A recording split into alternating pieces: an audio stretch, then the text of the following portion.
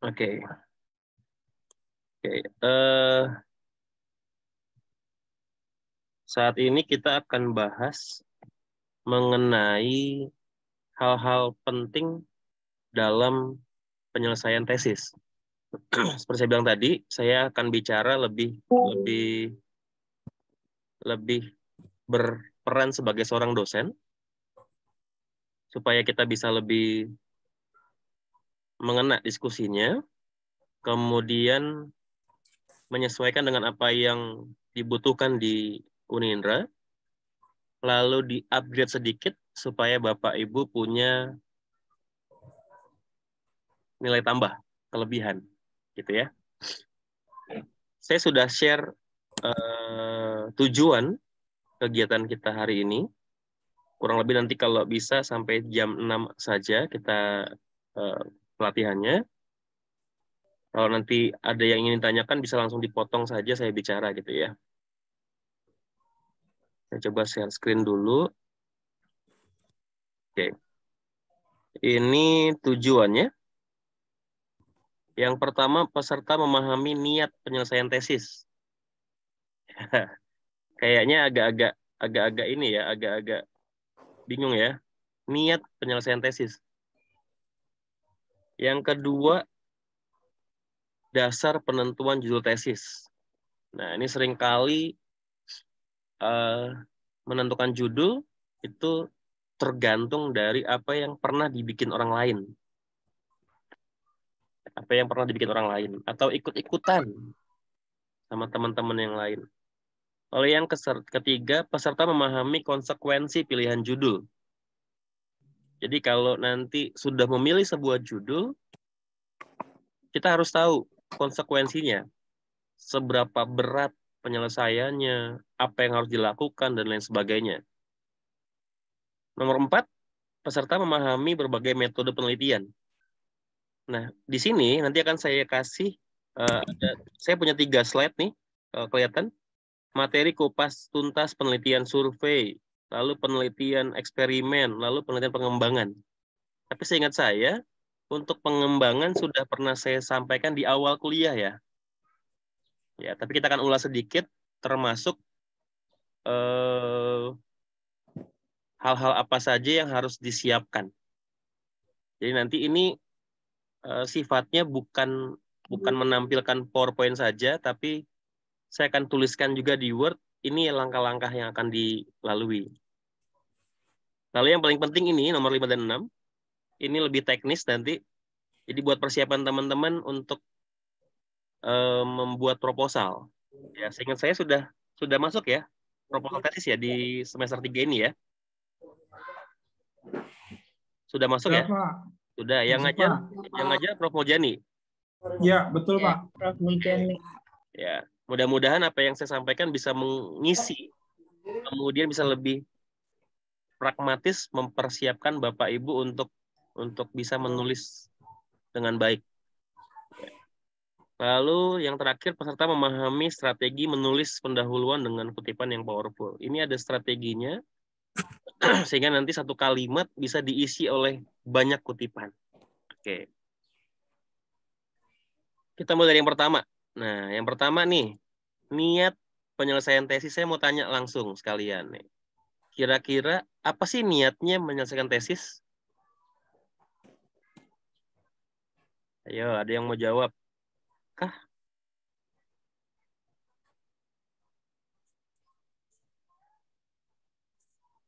Pura-pura nunduk semuanya ya. Kalau ditanya nunduk gitu ya. Ya, apa niatnya nih? Apakah hanya sekedar biar lulus aja gitu? Kalau sekedar lulus aja saya yakin, saya kasih tahu deh. Tesis seperti apapun yang Bapak Ibu bikin ke Unindra nanti lulus. Oke. Saya jamin lulus. Senang nggak tuh kayak gitu beritanya? Senang, Pak. Senang, betul. Senang banget, Pak. Oh, senang banget. Senang banget. Ini informasi yang saya dapat ya. Informasi yang saya dapat tuh gini. Tergantung pembimbingnya sih ya. Tapi ada pembimbing yang minta begini. Ini kita off the record ya. Off the record, tapi di record. Bingung. Ada dosen yang minta mahasiswa mengerjakan full dari awal sampai akhir. 1-5. Sendirian. Begitu selesai, lalu sampaikan ke dosennya. Diperiksa 1 kali, lalu di ACC untuk sidang. Pertanyaannya, apakah itu yang dimaksud dengan proses bimbingan skripsi? Ini nggak apa-apa nih, ini saya nggak akan laporkan kemana-mana nih, nggak, kita internal kita aja. Silakan, ada yang ngasih pendapat, boleh? Jawab aja Pak, menurut saya bukan seperti itu. Ya, harusnya gimana? Ya harusnya per bab itu lalu dibimbing. Ya, tapi kalau begitu jadi lama. Tapi kan hasilnya memuaskan Pak. Hasilnya memuaskan. Oke, saya berharap nanti dari antara Bapak Ibu, kan nanti ada aja nih yang ketemu saya bimbingannya ya. Walaupun saya bimbingan teknik nanti. Siap ya kalau begitu ya? Ya. Oh, Ya. siap. Pak, Oke. Saya sendiri adalah dosen teknik yang mengalami kondisi itu. Jadi ada mahasiswa bimbingan saya yang oleh pembimbing materinya diperlakukan seperti itu. Jadi dia hanya menyerahkan 5 bab, lalu dianggap selesai. Lalu saya bilang, Bapak maunya gimana? Saya balikin lagi nih. Mau ikut itu, atau mau ikut yang saya minta? Walaupun tetap aja nggak mungkin disamain sama dari awal gitu ya. Karena kalau dari awal, pasti ngebongkar lagi semuanya, kemudian pasti ulang lagi datanya, ulang lagi uji instrumennya, ulang lagi segala macam lah. Pasti ulang lagi. Minimal 2-3 bulan pasti habis lagi buat penyelesaian. Dia bilang, ya coba ikuti Pak, tapi ya jangan yang gitu-gitu banget. Nah gitu. Jadi sama aja nih, tidak mau repot juga, tapi dia mau coba belajar. Akhirnya ya, saya sedikit seneng lah karena ada yang mau berubah. Lalu saya buka pelan-pelan, saya arahkan begini, bagian ini jangan begini segala macam. Dan dia coba perbaiki, hasilnya lumayan. Walaupun menurut saya, dari sisi tema sudah terlalu umum, dari sisi referensi sudah terlalu tidak mutakhir, dari sisi pembahasan dan sebagainya tidak layak untuk dipublikasikan ke dalam jurnal yang baik. Jadi, hanya sebatas lolos. Nah, pertanyaannya, kita mau sebatas lolos saja? Tidak dolan. Hah? Dolan. Jerman di Dolan. terus Oke, pertanyaannya gitu. Apakah mau sebatas lolos saja? Peningkatan kapasitas dok. Nggak usah pakai dok-dokan, gak enak doknya nanggung. Pak aja. Iya Pak. Siap Pak. Ya, meningkatkan kapasitas itu kayak gimana? Artinya gini, kalau niat kita adalah ingin belajar sesuatu yang baru, kita ingin meningkatkan kapasitas kita, maka secara personal kita akan menolak praktek-praktek yang meminta kita untuk melakukan tindakan-tindakan yang meringkas-ringkas seperti itu. Ya, tapi kalaupun terjadi, minimal Bapak Ibu sudah siap dengan materi yang saya sampaikan hari ini. Sehingga gini, kalaupun Bapak Ibu disuruh untuk mengerjakan 1-5, Bapak Ibu paham rules-nya, paham aturannya, apa yang harus dikerjakan, sehingga hasilnya pun tetap baik. Walaupun tanpa pendampingan. Sebenarnya sih kalau kata kunci bimbingan itu kan mendidampingi penelitiannya bareng-bareng. Sehingga dosen yang mendampingi itu berhak mencantumkan namanya sebagai autor dalam artikel yang kita bikin. Jadi kalau nanti misalnya Bu Nurlela bikin tesis yang bimbing Leonard, maka Leonard berhak mencantumkan namanya di artikel yang Ibu tulis untuk publish ke jurnal. Kenapa? Karena saya mendampingi. Tapi kalau saya nggak mendampingi, saya nggak punya hak untuk itu harusnya. Gitu.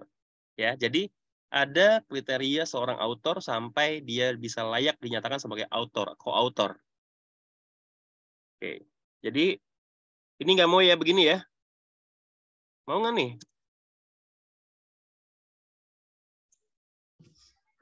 Karena di Unindra informasinya sih gitu. Merem aja lulus, katanya gitu sih. Dan saya nggak mau itu. Ya, saya nggak mau.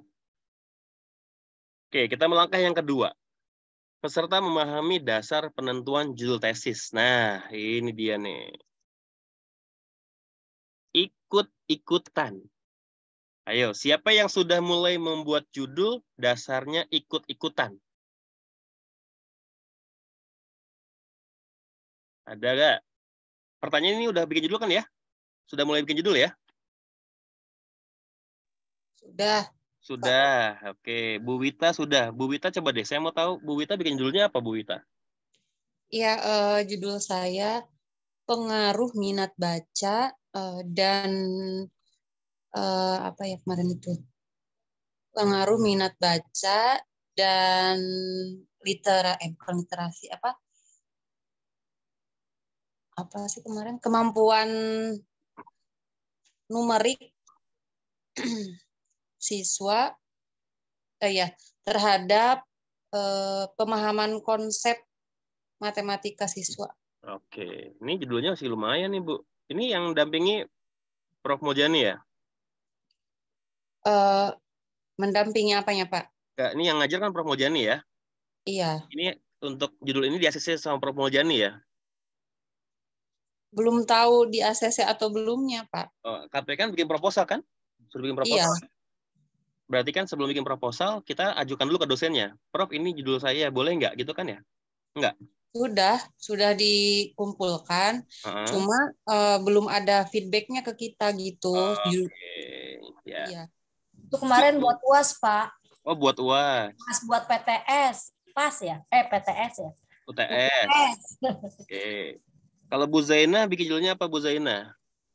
Kemarin itu apa ya, lupa. Pengaruh. Aduh, lupa juga. Aduh, lupa. Sebentar, Pak. Saya lihat lagi. Ya, nggak apa-apa. Ditungguin, Bu.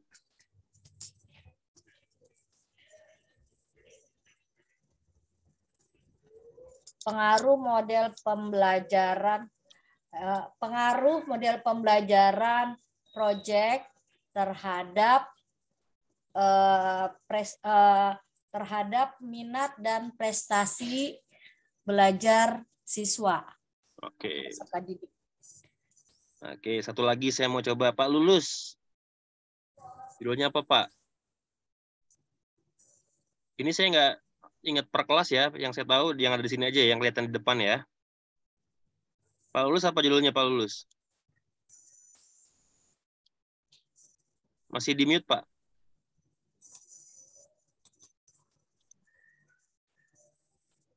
Kalau tidak salah nih, pengaruh model belajar dan konsep diri terhadap pemahaman pemahaman kimia, kalau tidak salah, Pak. Pemahaman materi sel elektrolisis pada kurang lebih gitu, Pak. Ya, kurang lebih begini. Oke. Secara umum yang saya lihat ini sudah lumayan bagus nih judul-judulnya. Tapi dari antara semuanya, yang paling ribet itu judulnya Bu Zaina. Kenapa? Ini masuk kategori penelitian multivariat. Apa itu multivariat? Multivariat adalah penelitian dengan jumlah variabel Y atau tingkat lebih dari satu. Apa aja variabelnya ini? Variabelnya prestasi sama minat. Minat. Dua. Ini Y-nya, ini multivariat. Ini metode analisis datanya beda dengan yang lainnya. Tapi kalau Ibu sanggup, teruskan. Kalau nggak sanggup, ganti. Gantinya apa? Pindahkan salah satu variabelnya, minat ini, jadi variabel bebas di sini. Jadi dan minat, gitu. Terhadap, nah, gitu. Kalau prestasi. Gimana, Bu? Pak. Berarti kalau yang ini kan Y-nya 2 ya, Pak. X-nya 1 ya. Kalau yang ini?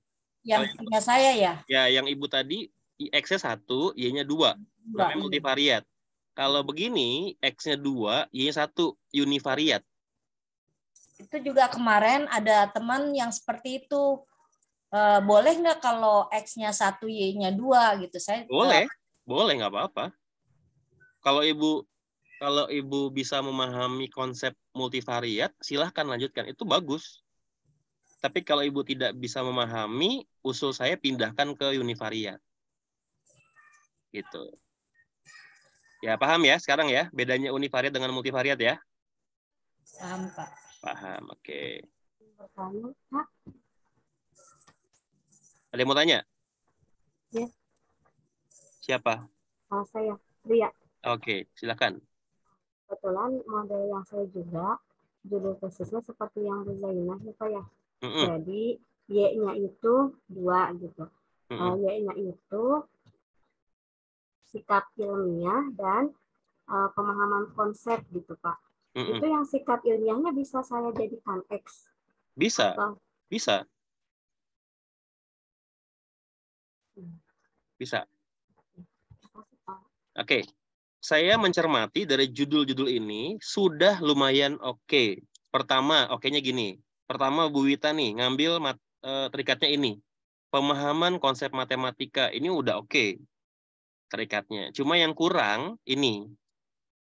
Kalau bisa diganti hal lain boleh, tapi saya pikir sih secara umum ini udah bagus kok karena minat bacanya udah mungkin sudah agak lari dari matematika tapi masih masuk dalam ranah itu, literasi, bicara literasi, kemudian numeriknya masuk matematika dan ditutup sama pemahaman konsep. Ini judul yang bagus menurut saya.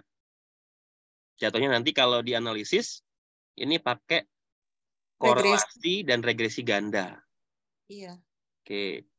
Kalau Ibu Zainah di sini, kalau ikut yang tadi saya bilang suruh ganti, ini yang lemah materi ini nih. Prestasi belajar ini harusnya diganti. Ya kalau bicara ini ya, bicara sesuatu yang baru gitu, ini udah nggak baru lagi, udah terlalu banyak nih. Prestasi belajar udah terlalu banyak. Mungkin diganti dengan apa misalnya? Ya tadi nih, ada banyak variabel yang lain loh. Ada kita kenal dengan kemampuan pemecahan masalah matematika, lalu ada kemampuan, Ibu bidangnya apa Bu Zainah? Biologi, Pak. Oke, biologi, apalah biologi banyak pemahaman konsep, biologi, dan lain-lain gitu. Ada banyak variabel selain prestasi, tapi ujungnya itu memang prestasi gitu. Ya kan? Pemahaman konsep itu kan bagian dari prestasi, memahami konsepnya. Memecahkan masalah itu kan bagian dari prestasi sebenarnya, tapi lebih detail, diambilnya lebih detail. Sehingga kalau judul kita itu mulai mengurangi prestasi, hasil belajar segala macam, peluang untuk diterima ke jurnal-jurnal yang bagus lebih besar. Oke. Lalu Pak Lulus. Nah ini model belajar bukan, saya nggak tahu ya model belajar atau pembelajaran ya. Tapi kalau model pembelajaran, oke juga nggak masalah. Gitu. Jadi misalnya nanti membandingkan antara model pembelajaran kooperatif sama model pembelajaran apa. Lalu di kombinasikan sama konsep diri. Lalu dilihat pengaruhnya terhadap pemahaman, ya bisa pemahaman konsep, bisa pemahaman apal segala macam terhadap materi kimia. Nah, Bu Zainah sama Pak Lulus ini masuk kategori penelitian eksperimen. Ya, eksperimen. Kalau ini Bu Wita survei, korelasi regresi. Kalau Bu Zainah dan Pak Lulus ini eksperimen. PTK ya, Pak? Enggak, Bu. Eksperimen. Beda sama PTK. Ya. Eksperimen itu nantinya akan dilakukan perbaikan terhadap hasil akhirnya. PTK itu prosesnya. Lebih ke situ sebenarnya. Nah, desainnya, kalau tadi Bu Wita itu pakai korelasi regresi ganda, Bu Zainah dan Paulus itu pakai two-way ANOVA atau ANOVA 2 arah. Nah, kita akan belajar nanti urutan-urutannya. Jadi, korelasi regresi ganda apa aja yang dikerjakan, ANOVA 2 arah apa aja dikerjakan. Ya, kita fokus 2 hal itu aja ya, karena menurut saya, Bapak Ibu tuh nanti baru mengerjakan 2 itu aja.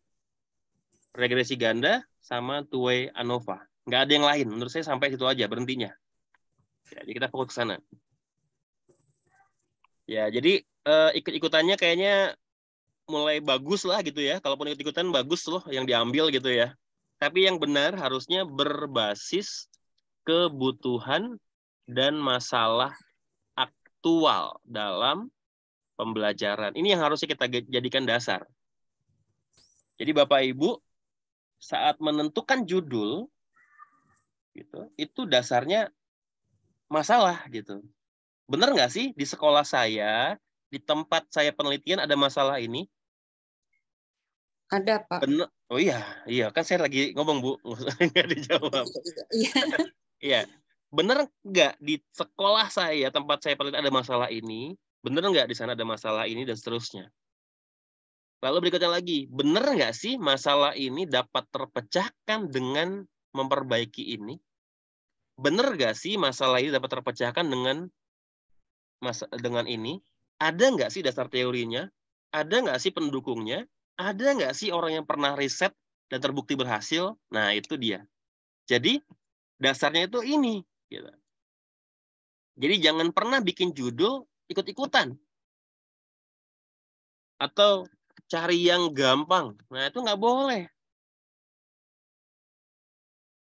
Pak, kalau seandainya berkolaborasi, misalnya dari matematika, biologi, kimia, kita mau bekerja sama gitu. Boleh. Jadi nanti menentukannya misalnya per mata pelajaran beda-beda, tetapi kita bikin penelitian yang sama. Bagaimana Pak kalau seperti itu? Boleh Bu, nggak masalah. Yang penting nanti saat membuat tulisan, ya itu nggak boleh sama. Karena nanti akan ada pemeriksaan similarity, kesamaan, pakai Turnitin. Akan kecek tuh, kalau kita ngambil bab satunya sama semua isinya, nggak boleh. Temanya sama, tapi materi pelajarannya beda, nggak apa-apa. Yang penting tapi teksnya itu beda. Lagi pula, kalau tempatnya berbeda, saya yakin masalahnya juga beda. Gitu. Bapak, maaf saya mau tanya. Silakan. Kalau penelitian untuk tesis, kita pakai judul yang sama dengan skripsi, tapi ditambah satu variabel lagi, itu boleh apa enggak ya Pak? Boleh aja, Bu. Boleh ya Pak? Tapi lagi-lagi, berbasis ini enggak. Gitu loh. Masih ini sih Pak, masih relate Nggak masalah. permasalahannya. Nggak Apa-apa masalah. ya, Pak? Tapi kan bosan nggak sih pakai judul S1? Nggak mau nyari yang lain. Nggak mau cari metode yang lain. Kan gitu aja. Tapi kalau masih mau ambil itu, ya silakan, nggak masalah. Gitu Walaupun ya? di tingkat yang berbeda, nggak apa-apa gitu Pak? Nggak masalah. Nggak masalah. Gitu. Ya. Ya, terima kasih Pak. Oke ya, Bapak Ibu bisa. Jadi Bapak saya boleh izin bertanya? Iya, silakan Ibu. Tadi kan Bapak membahas tentang berbasis kebutuhan dan masalah aktual ya Pak ya. Ya. Ini pengalaman saya di lapangan Pak. Kebetulan juga kemarin saya jadikan judul gitu Pak. Ini berkaitan dengan pembelajaran diferensiasi ya Pak ya, yang saat ini di paradigma pembelajaran kurikulum merdeka ya Pak ya.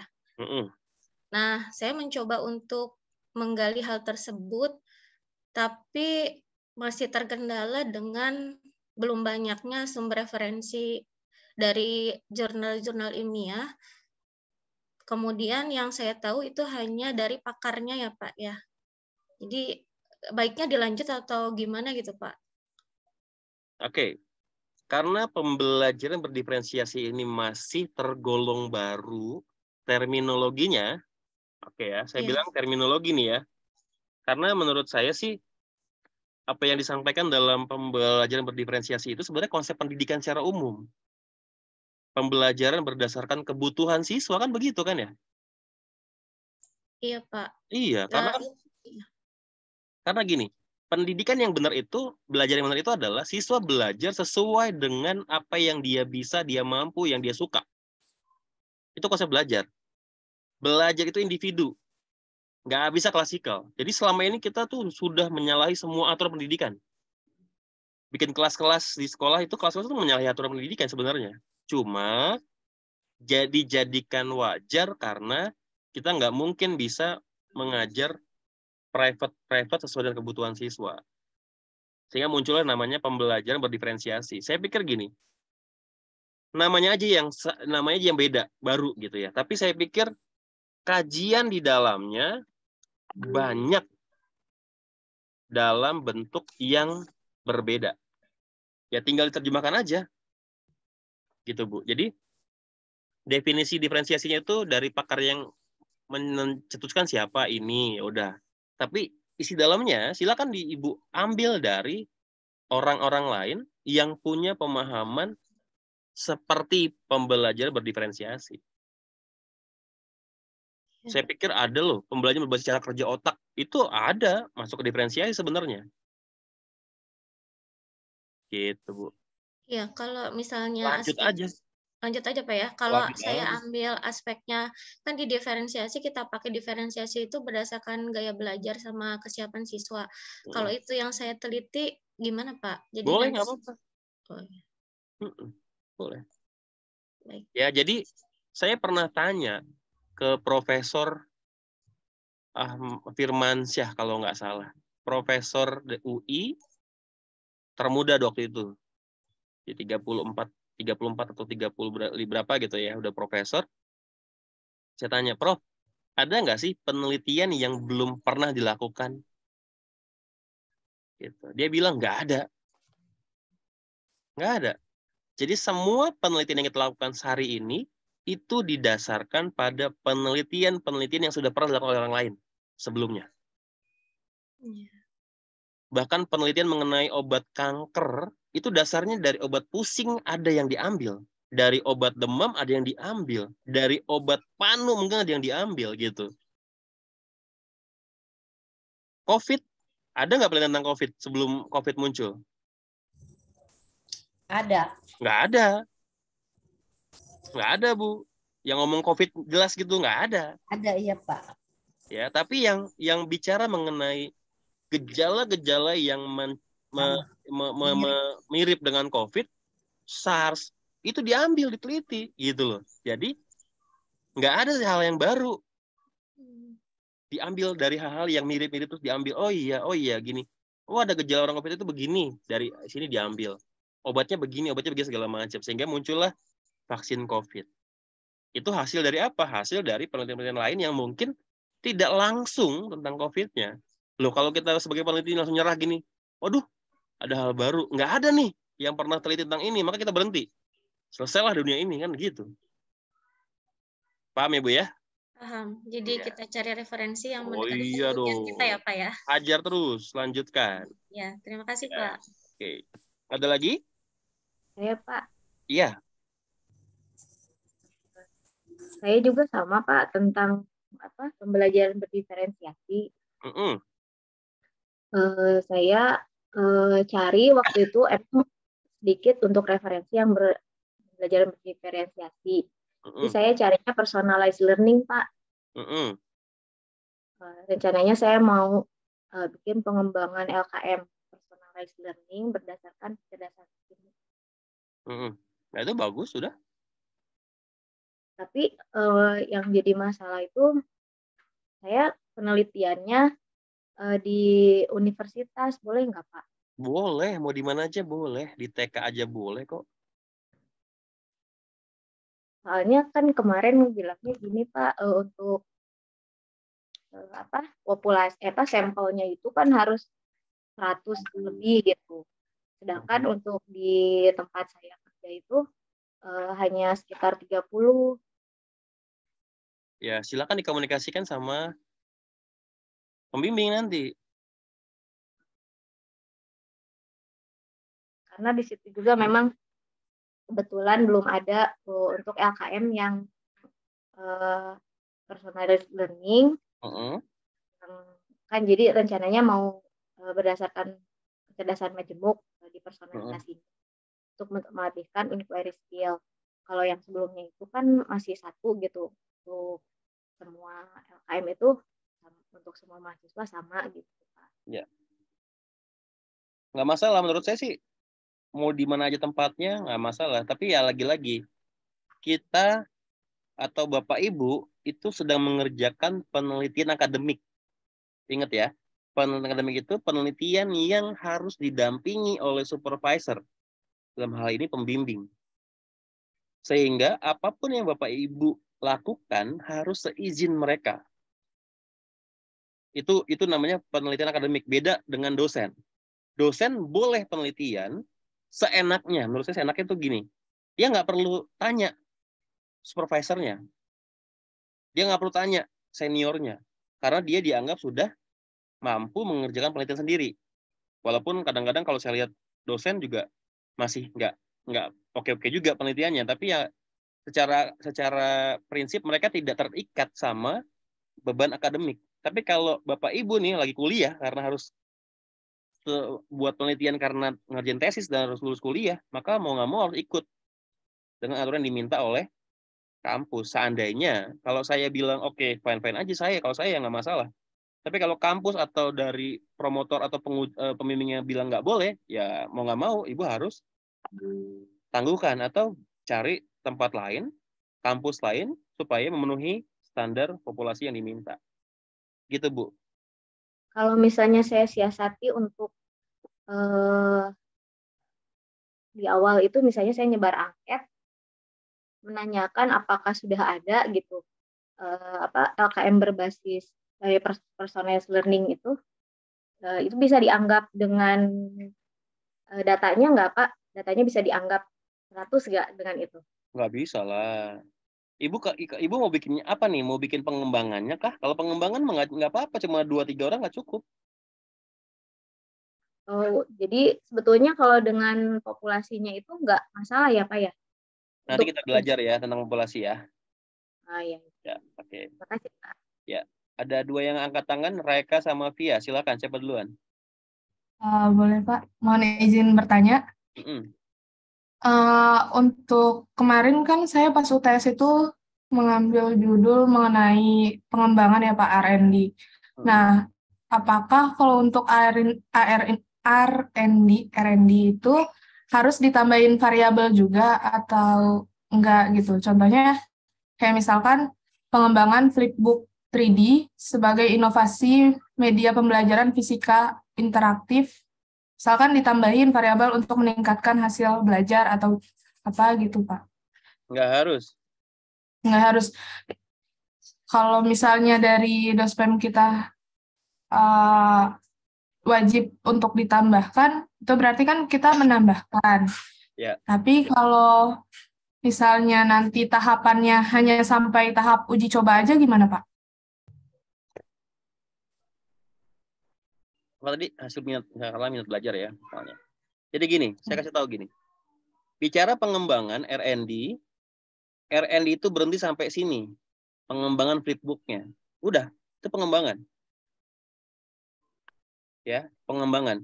Kalau dibilang untuk meningkatkan minat belajar, ini kalau disetujui, diajukan sebatas hasil pengujian pakar, kan nanti ada tahapannya nih, analisis, ini tahapannya ya, kembangkan, lalu evaluasi. Nanti di sini ada uji pakar nih. Kalau pakarnya bilang media kita cukup untuk meningkatkan minat belajar, sampai situ dianggap cukup, selesai sebenarnya. Walaupun ini ada. Tapi kalau berarti kita nggak perlu uji coba ke siswanya. Ya. Tapi kalau seandainya maksud pembimbingnya adalah dieksperimenkan, dicoba ya, maka itu udah beda penelitian. Seandainya diminta untuk dicoba, sudah beda jenis penelitian. Artinya sudah eksperimen. Dan saya kasih sama kalian gini, eksperimen atau metode itu baru dapat diperbandingkan saat dia sudah berstatus rutin. Sama kayak orang punya pacar. Ya, misalnya nih Mbak Raika punya pacar, udah pacaran 5 tahun terus putus. Lalu dibandingkan sama pacar yang baru sekarang 1 bulan. Adil nggak? Nggak adil. Ya adil kan? Artinya membandingkan antara yang sudah pacaran 5 tahun dengan yang baru datang 1 bulan, saat itu lagi manis-manisnya, lagi baik-baiknya gitu, lalu mereka bilang, baikan yang ini yang baru, baik banget lah, segala macam gitu. Nggak adil dong gitu. Kenapa? Karena belum sesuatu yang rutin. Kalau membandingkan itu, kedua-duanya sudah jadi rutin, baru bisa diperbandingkan gitu. Itu baru eksperimen sebenarnya. Kita salah selama ini gitu. Kita bikin metode yang masih baru-baru dicoba di satu tempat, lalu dibilang bagus. Nggak begitu sebenarnya eksperimen. Gitu ya. Jadi perlu dikasih pemahaman kepada pembimbing bahwa pengembangan berhenti sampai sini. Berhenti sampai situ. Berhenti sampai pendapat pakar atau pendapat si usernya. Kalau itu untuk siswa, siswa ngomongnya apa? Kamu semangat gak dengan baca ini? Semangat, Kak. Oke, udah cukup sampai situ. Apa yang masih perlu diperbaiki dari tampilannya? Warnanya kurang menarik. Gambarnya kurang oke. Saya butuh gambar yang ada BTS-nya. Saya mau gambar yang ada ininya, ada gambar segala macam. Nah, itu boleh, silakan. Tapi kalau suruh dicoba, nggak boleh. Itu beda lagi. Pak, berarti kalau RMB cukup sampai divalidasi aja ya, Pak? Iya. Sama ahlinya, tim ahli, atau guru-guru mapel bisa, Pak? No, jadi gini. Ini sekalian, ini saya udah ngomongin masalah teknis ya, berarti ya nggak apa-apa ya. Sekali jalan ya. Karena sifatnya ini diskusi. Memang ini bakal jadi diskusi, saya tahu. Makanya saya bilang tadi saya ambil peran sebagai dosen aja. Pakar itu ada 3. Pakar media.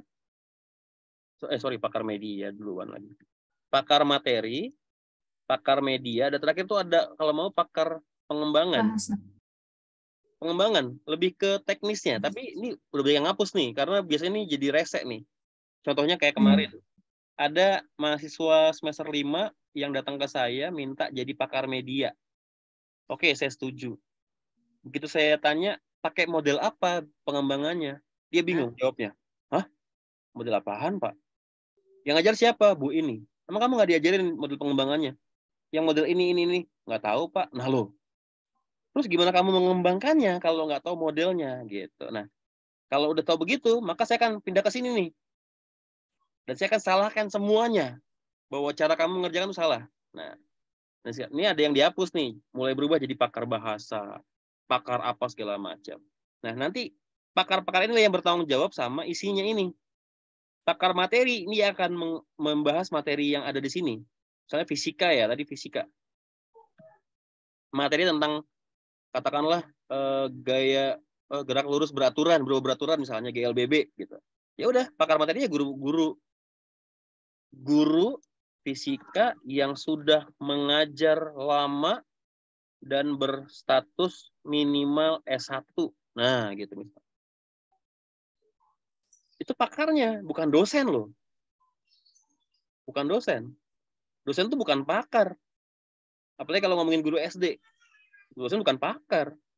Pakar media siapa? Praktisi atau dosen boleh yang memang memahami proses pengembangan media. Atau yang memang berjibaku di sana. Dosen ya, dosen dengan latar belakang itu ya. Latar belakang keilmuan yang sesuai.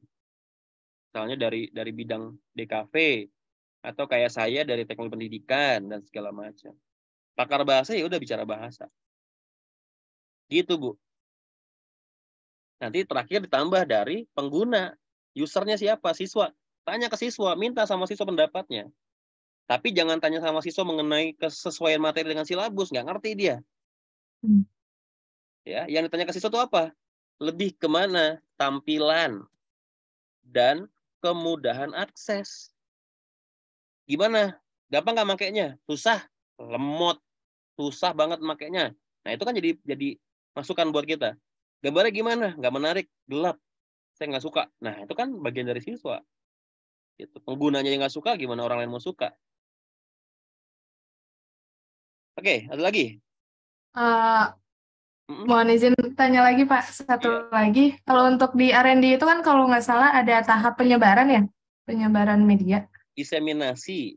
Oh iya, diseminasi. Nah itu kita harus sampai ke tahap itu atau gimana Pak? Baiknya? Nggak harus. Sampai selesai uji pakar pengguna, lalu revisi, selesai. Udah, titik. Sampai situ. Lalu masuklah ke diseminasi. Ya, diseminasi itu udah beda lagi tahapannya.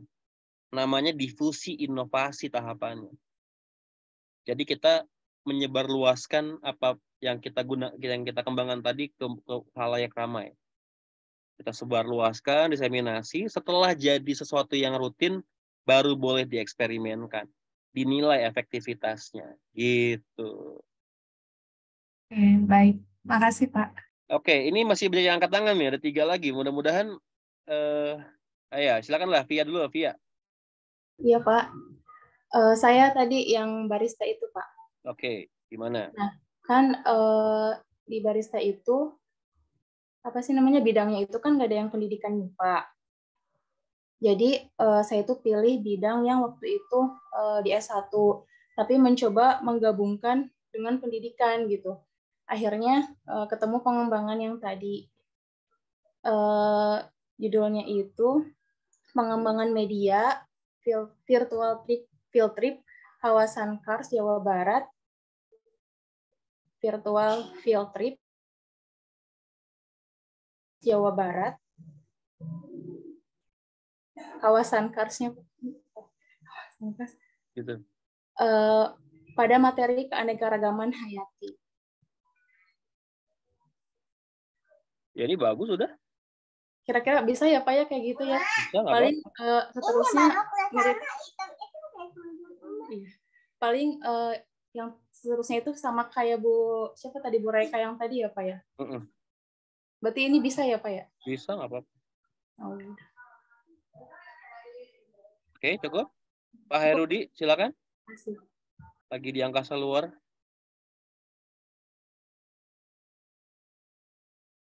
Nggak ada suaranya, Pak? Skripsinya. Nah, terus apa yang membedakan nantinya kalau misalkan ternyata tes? Suaranya putus-putus, Pak. Bisa diulang, Pak? Saya nggak dengar, udah jelas.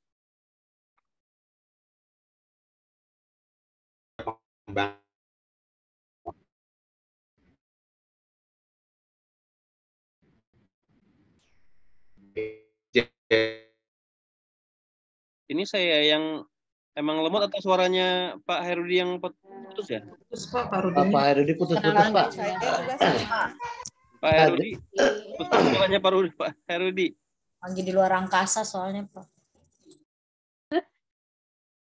Saya nggak dengar jelas, Pak Herudi.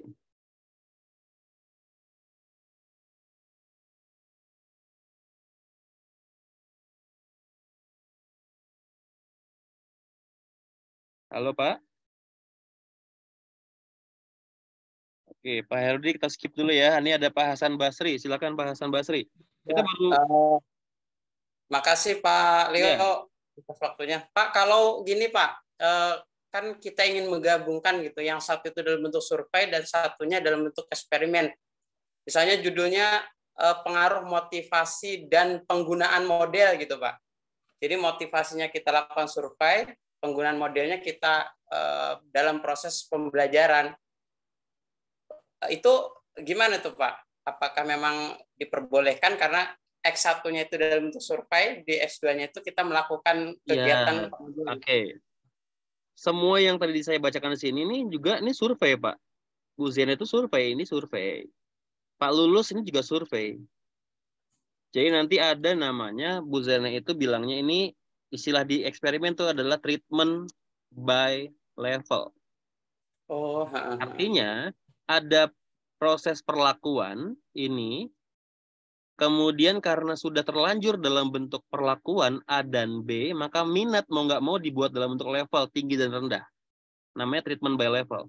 Pak Lulus juga sama. Ini jenisnya treatment by level. Kecuali ada judulnya seperti ini. Judulnya begini, ini sama ya. Kalau ini juga sama Pak, treatment by level juga nih yang ini. Kecuali ngomongnya gini. Pengaruh model pembelajaran dan strategi pembelajaran terhadap kemampuan pemecahan masalah matematika. Nah, ini adalah judul penelitian treatment by treatment. Ini treatment by treatment. Artinya apa? Ini adalah sebuah treatment, ini pun sebuah treatment. Bisa paham bedanya ya? Iya, Pak. Ini sama-sama eksperimen ketemu eksperimen nih. Tapi kalau yang tadi Bapak sampaikan, motivasi, model, ini memang dia survei, nanti di level dia jadinya, tinggi dan rendah. Modelnya model apa dan model apa, gitu. Gitu ya, Pak? Ya. Oke, kita lanjut ya. Ini Ya, udah makasih, Pak. Udah 40 menit, kita baru di nomor 2. Nomor 4-nya nanti kayaknya kita agak-agak skip aja karena saya akan kirim aja filenya ke Bapak Ibu. Konsekuensi. Nah, ini dia. Konsekuensinya tuh gini, Bapak Ibu. Kalau Bapak Ibu pilih judul survei, mau nggak mau harus kenceng banget di masalah sampel. Kenceng banget di masalah instrumen. Itu survei. Nanti kita bahas ya. Lalu kalau eksperimen, Bapak Ibu harus benar-benar memastikan 7 ancaman validitas eksperimen itu tidak terjadi. Lalu sampelnya benar-benar homogen. Tidak boleh ada yang disetting. Lalu kalau nggak salah di Unindra diminta minimal 2 atau 3 sekolah. Sekalipun eksperimen itu dilaksanakan di 2-3 sekolah. Pengembangan konsekuensinya waktunya lama, panjang.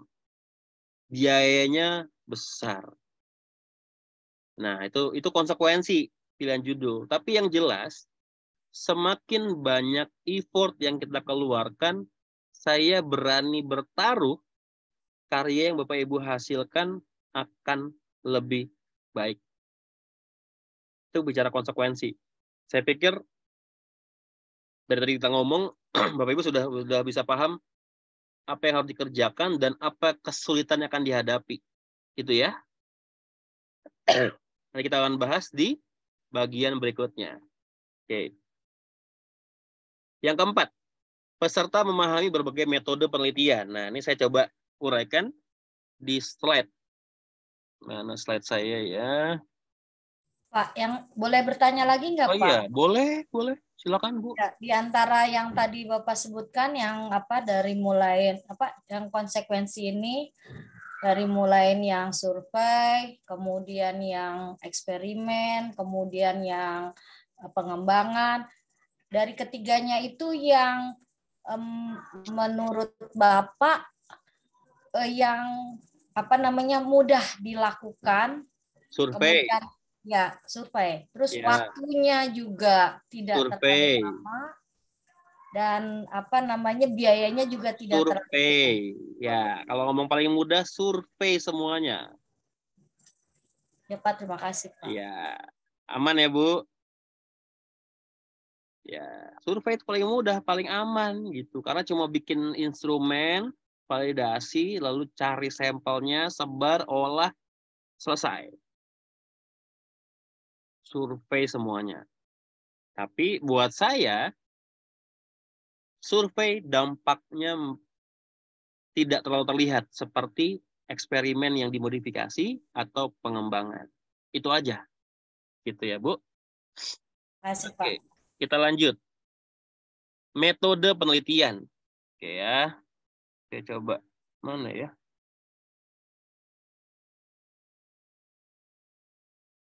Oke.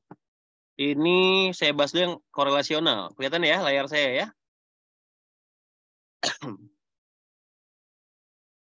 Ini saya pikir sudah pernah saya sampaikan kalau nggak salah di awal-awal dulu perkuliahan. Saya mau bedakan di jenis ini. Nah, ini dia dulu. Terbaca ya? Bedanya survei sama eksperimen adalah ada atau tidak adanya perlakuan. Eksperimen ada perlakuan, peneliti memberikan perlakuan sesuai rancangan dan melaksanakan secara konsisten. Itu eksperimen. Sedangkan survei tidak ada perlakuan. Peneliti hanya mengumpulkan data yang telah ada dalam diri responden. Contohnya, survei itu dibagi 2. Ada murni, ada ex post facto. Murni itu adalah variabel bebas yang masih bisa dimodifikasi berubah. Contohnya tadi motivasi itu kan masih bisa berubah. Artinya bisa naik, bisa turun. Minat bisa naik, bisa turun.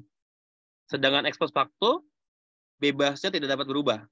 Lebih bersifat gift atau karunia Tuhan. Contohnya gaya belajar. Orang audio itu selamanya audio. Susah disuruh jadi visual. Orang visual selamanya visual. Nggak mungkin jadi audio atau kinestetik. Karakter. Orang yang introvert selamanya introvert. Nggak mungkin jadi ekstrovert. Itu udah gift. Jenis kelamin. Laki-laki selamanya laki-laki. Nggak mungkin jadi perempuan. Ya, kalau sekarang nggak ngerti lah ya. Gimana ya. Tapi itu harusnya karunia Tuhan dan nggak bisa diubah-ubah. Jadi survei dibagi dua. Nanti pengerjaannya kalau murni ini pakai korelasi regresi, sedangkan ex post facto ini pakai komparasi. Nah, bisa mungkin jadi uji independen, T independen, uji T, atau bisa pakai ANOVA 2 arah dan seterusnya. Nah, dengan eksperimen dibagi dua. Ada true, ada quasi. True itu proses eksperimen yang dapat dikontrol sepenuhnya. Artinya apa?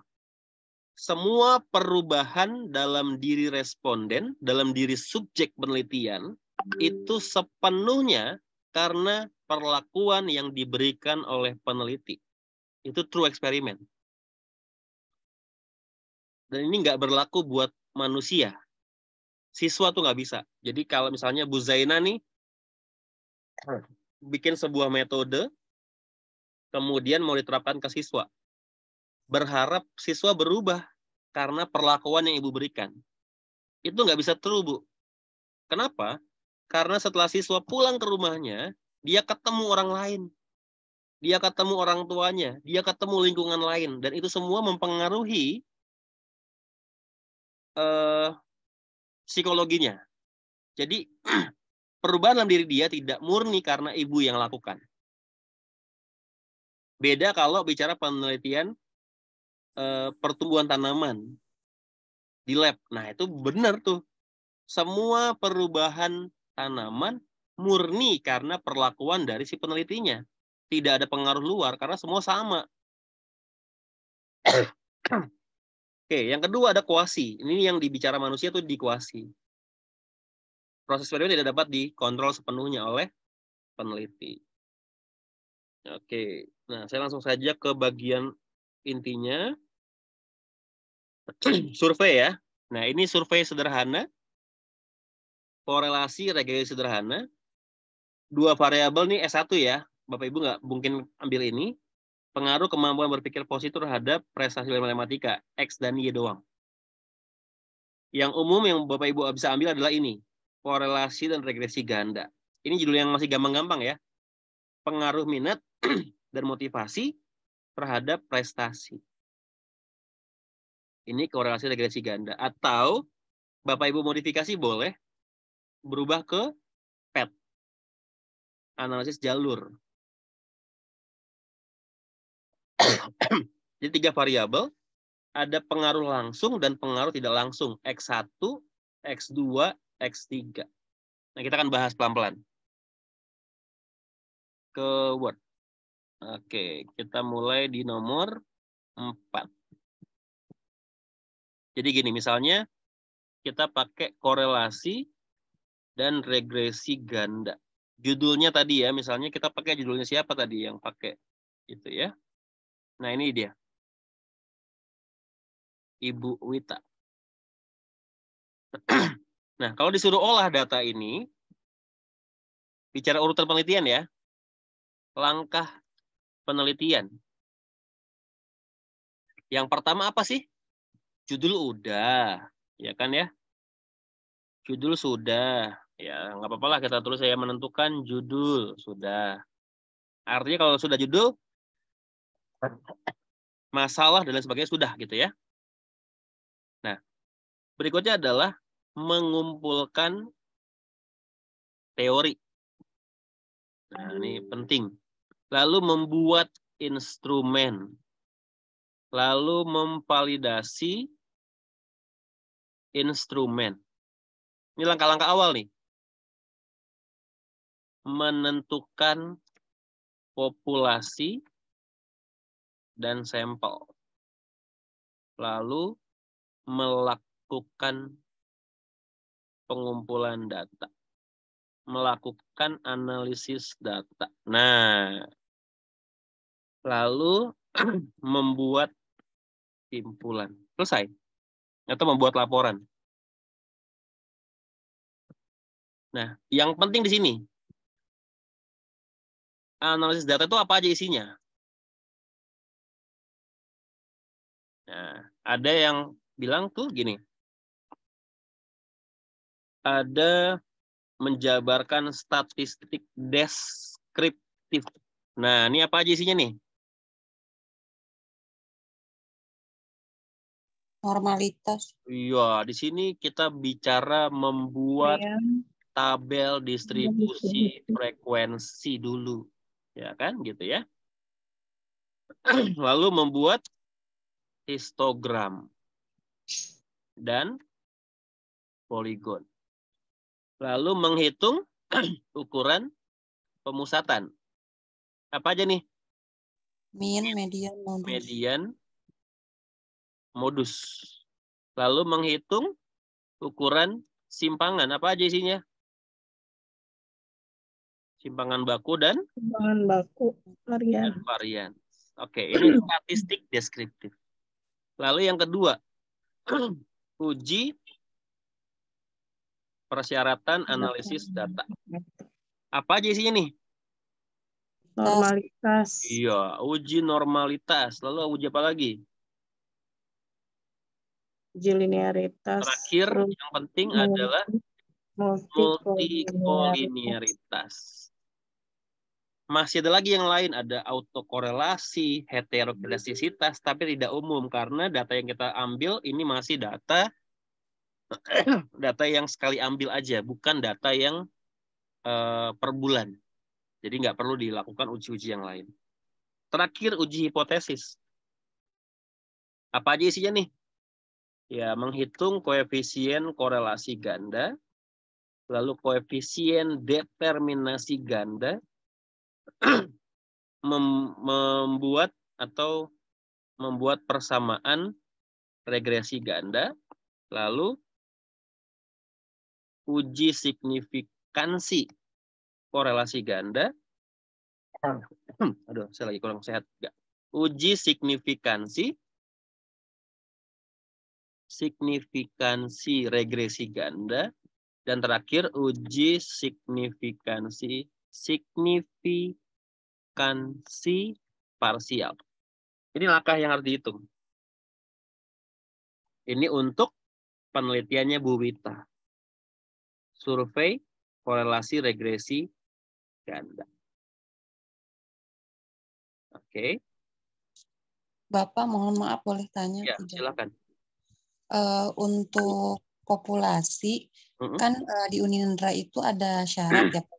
Ya. Kalau tidak salah kemarin itu 500 orang. Nah, itu kan saya populasinya di 2 sekolah. Nah, kemudian penelitiannya kan di kelas 12. Ya. Nah, apakah untuk sampelnya itu kelas 12 semua ya Pak ya? Boleh, nggak apa-apa. Asalkan memenuhi 500 itu gitu. Jadi bilang aja populasi seluruh siswa di 2 sekolah.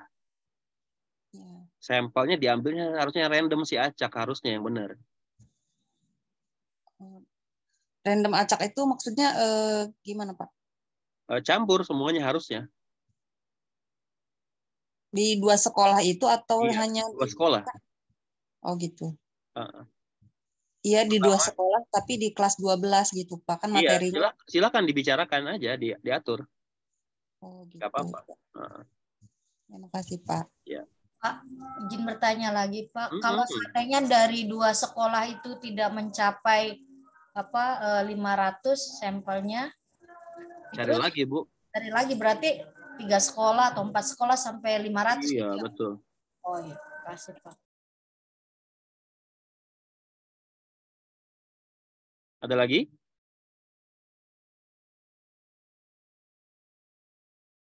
Nah, kalau untuk analisis jalur, langkahnya sama ya. Langkahnya sama. Sini sampai sini sama. Nah, ini doang terakhir uji hipotesis langsung. Analisis jalur. Udah, berhenti gitu aja. Oke. Oke, berikutnya. Saya ambil lagi yang ke berikutnya itu. Sorry. Yang kedua. Ya, misalnya ANAVA 2 arah. Nah, ini kalau bicara apa aja yang dilakukan sama sebenarnya. Ya, sama ya. Judulnya yang mana ya? Ini saya copy dulu semuanya lah, biar nggak capek ngetik ulangnya lagi. Karena hampir sama. Ini anggap aja A ya. Bisa diubah nggak ya? Nggak bisa. Walaupun nanti agak ngaco. Lah kok H lagi?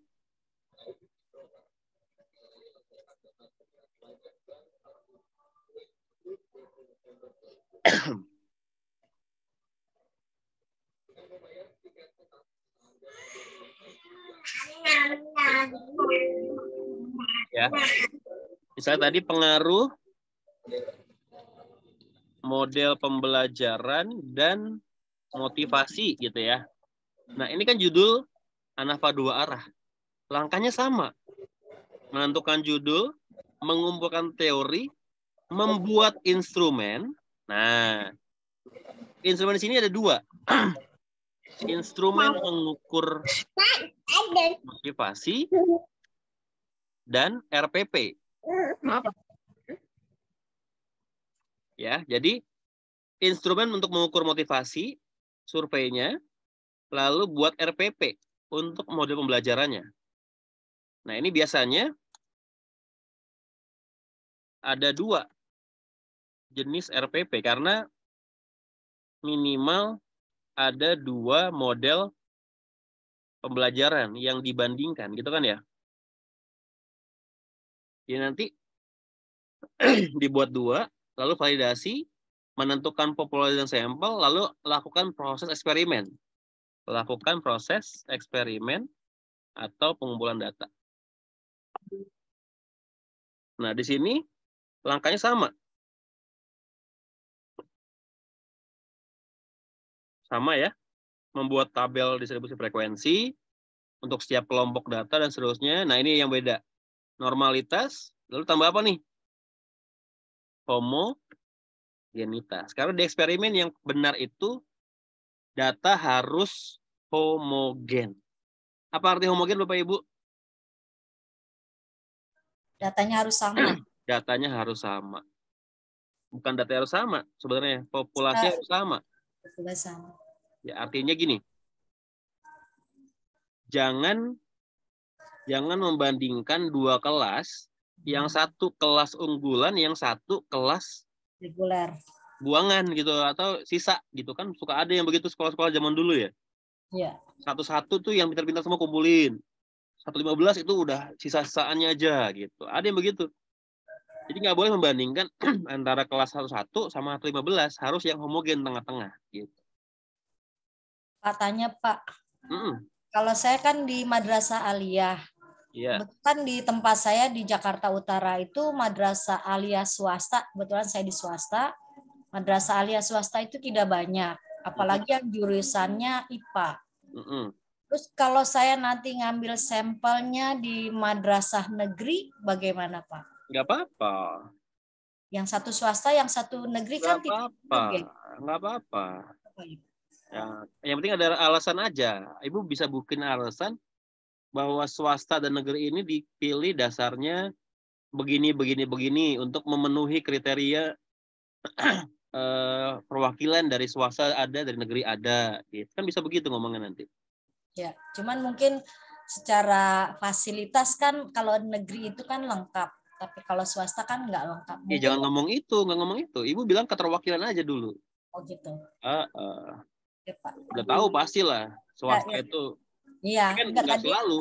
Saya yang ini Pak, yang homogenitas itu, yang homogen itu. Jadi kan sepertinya datanya jadi tidak homogen kalau membandingkan. Ibu jangan membandingkan yang satu kelasnya swasta, satu kelasnya negeri, nggak bisa begitu.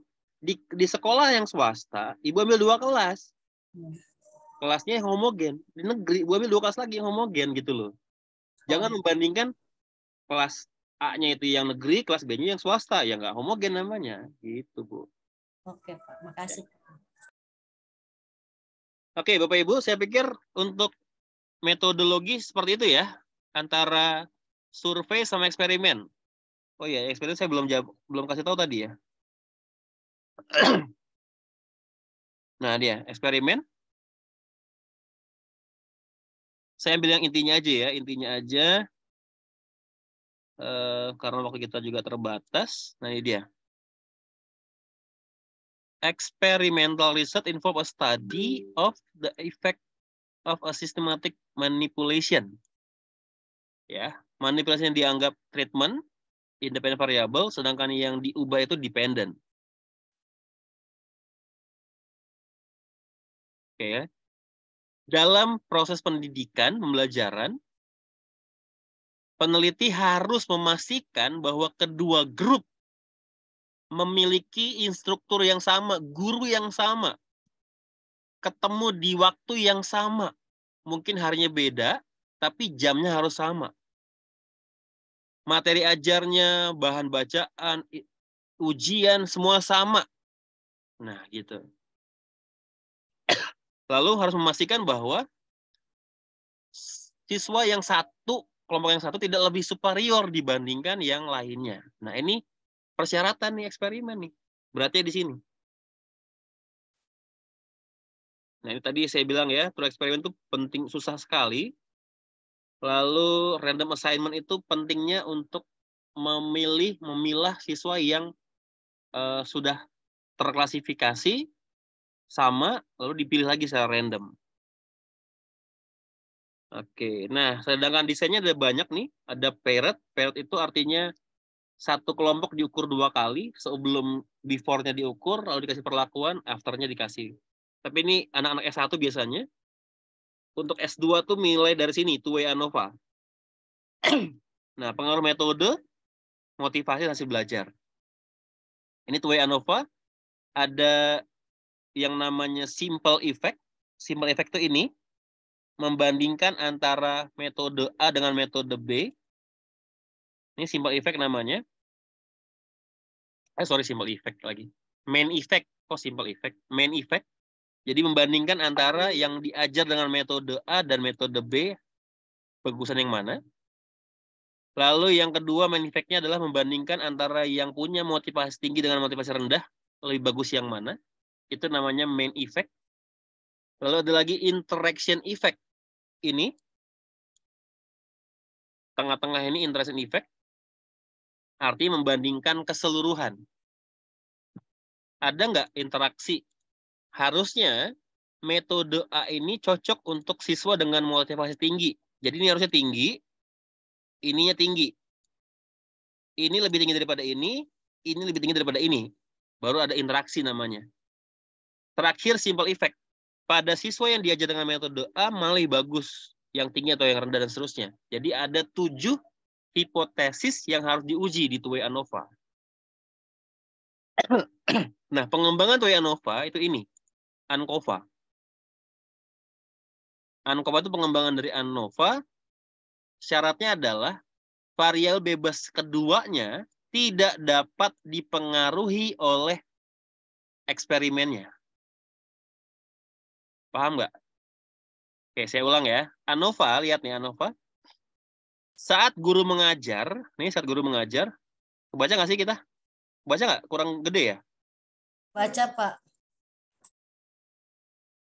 Saat guru mengajar nih, kalau di ANOVA, saat guru menggunakan metode pembelajaran, motivasi siswa masih bisa berubah, gitu loh. Bisa naik, bisa turun. Itu artinya ada keterikatan antar variabel bebas. Metode masih mempengaruhi motivasi, maka dia diolah dengan two-way ANOVA. Sedangkan di ANKOVA, kebijakan sekolah gratis itu tidak bisa mengubah kemampuan awal. Karena kemampuan awal diukur di awal. Artinya, kalau ini yang diukur siswa SMA kelas 1, maka kemampuan awalnya adalah hasil UN SMP kelas 9. Gitu. Jadi, apapun metode yang dipakai oleh guru di sini, atau kebijakan yang dipakai, tidak akan mengubah kemampuan awal. Sehingga dia jadi covariat namanya. Gitu. Nah, inilah desainnya. Di ANKOVA nanti pengujiannya bertambah. Kalau di ANAVA itu cuma normal homogen, di ANKOVA nambah uji linearitas sama uji kesejajaran garis. Tapi jarang dipakai nih di S2 Unindra. Tapi kalau ada yang mau coba, boleh nanti tanya ke saya lagi lebih detailnya. Gitu ya. Oke, siap? Oke, saya pikir cukup nih. Pusing nanti kalau dibahas panjang-panjang. Nanti kalau ada yang mau tanya, ada yang mau ngerjain ANKOVA baru kontak saya untuk tanya gitu ya. Karena kalau dibahas di sini malah bikin pusing semuanya nanti. Yang penting yang dua inti ini udah jelas. Ada korelasi regresi ganda sama ANAVA 2 arah. Bapak? Iya. Untuk pengolahan datanya nanti manual atau boleh pakai SPSS? SPSS dong. Oh iya. Iya. Tapi manual. Ngerti kan pakai SPSS? Sedikit-sedikit. Ya, nanti kalau nggak ngerti bilang saya bikin pelatihannya lagi. Cepet banget nangkep peluangnya ya. Dasar gitu ya. Oke.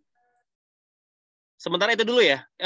Untuk yang 5 sama 6 akan saya barengi sama nanti dibahas artikel sekalian. Di jam ke-7 nanti ya. Di jam 6 kayaknya Bapak Ibu ada yang mau sholat, ada yang mau istirahat dulu. Kita ketemu lagi jam 7. Kita akan bahas artikel sekaligus saya jelaskan dua hal ini. Supaya Bapak Ibu punya proposal, punya tesis, punya artikel yang bagus. Dan nanti kalau jadi bagus jangan lupa cantumkan nama saya. Di belakang nama pembimbing. Boleh, nggak apa-apa. Jadi misalnya nanti Bu Nurlela pembimbingnya, Pak Rektor, Bu Mamik, nyempil Leonar ya kan nggak apa-apa gitu ya. Oke, saya pikir dulu Bapak Ibu ya. Sampai ketemu nanti jam 7 malam. Mohon siapkan waktunya. Mohon maaf mengganggu malam mingguannya, tapi mudah-mudahan bermanfaat malam minggunya hari ini. Terima kasih. Selamat malam. Terima kasih, Pak. Terima kasih, bermanfaat, Pak. Terima kasih, Pak.